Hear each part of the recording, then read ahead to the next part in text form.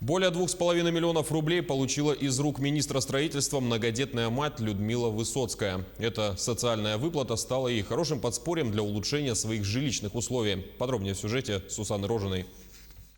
В преддверии Дня строителя состоялось торжественное вручение сертификата на сумму 2 миллиона 600 тысяч рублей семье Высоцких. Людмила Васильевна родила и воспитывает 7 детей и более 8 лет уже числится в реестре многодетных семей, имеющих 5 и более детей.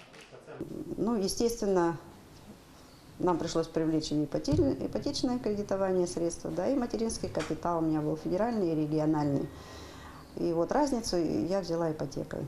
Теперь вот будем выплачивать. Ну, это совершенно не та сумма, нежели я приобретала бы за полную стоимость самостоятельно. И мы этого сделать не могли, поэтому столько времени жили в съемных квартирах.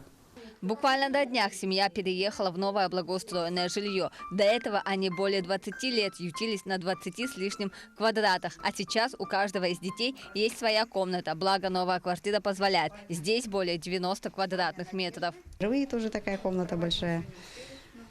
Я даже вообще еще не поняла, что это моя спальня.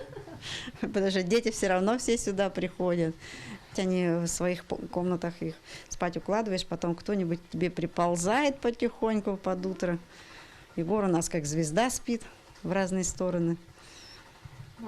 При этом Людмила Васильевна, к удивлению многих, принципиально не стала менять район проживания – 17-й квартал. Мне кажется, это самый хороший район города, поскольку здесь мы живем уже, ну, можно сказать, да, на квартале все это время мы прожили и менять абсолютно не хотели. Не только из-за того, что привязка есть к месту, да, но и из-за школы.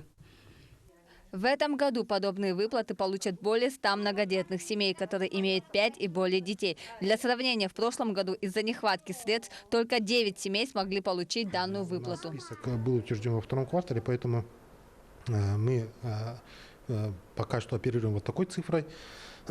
И все это потом умножается на 35%. Соответственно, при составе семьи, минимальном составе семьи 6 человек, социальная выплата будет составить 2 миллиона 659 тысяч. В этом же году на эти цели предусмотрено более 350 миллионов рублей. При этом всего в реестре 1700 многодетных семей, нуждающихся в улучшении жилищных условий. Сусана Рожина, Джулус Иннокентьев, Якутск.